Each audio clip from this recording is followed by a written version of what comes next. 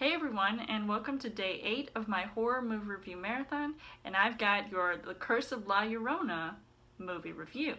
A family is terrorized by an unsettling spirit.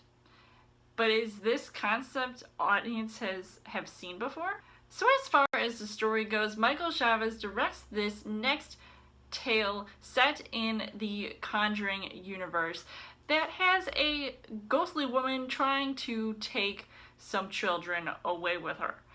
Now, whenever James Wan is not directing and just mostly producing these horror movies, they turn into these gimmicky placeholders for real horror movies, if they are ever made. And even though Warner Brothers is technically responsible for distributing them, they seem to pop them out anyway, like Pez dispensers.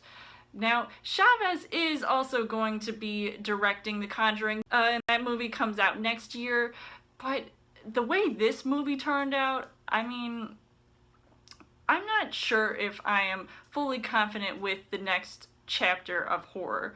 Now, in this movie, they reference Annabelle, so it is obvious that they wanted to connect these movies somehow, even if it was just like a blink and you missed it line delivery. Now, here they bring out this antagonist that is based off of Latin American folklore, and I was kind of hoping, but clearly they did not, end up really delving into it further for those who aren't familiar with it.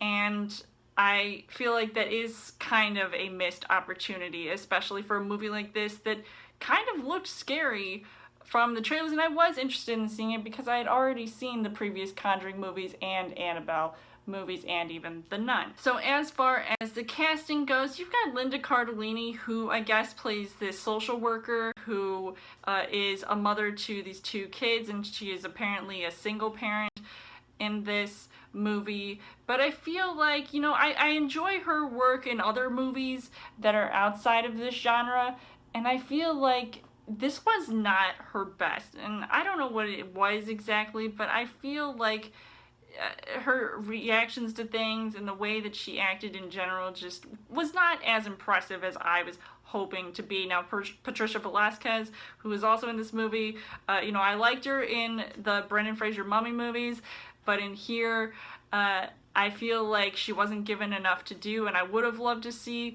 more of her here. However, the real star of the show has to be Marisol Ramirez, who plays La Llorona.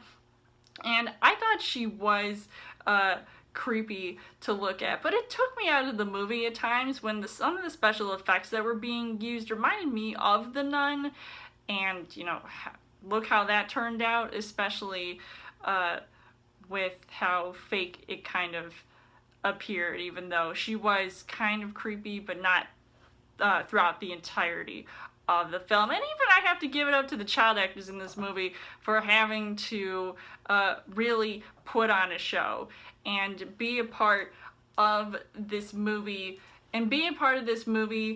where you are forced to being scared by something that looks just absolutely terrifying, and yet I think were probably one of the best parts also about this movie. So the things that I liked about this movie was that I did get scared a few times, even if it was predictable, and it was fast-paced, so it did keep my interest.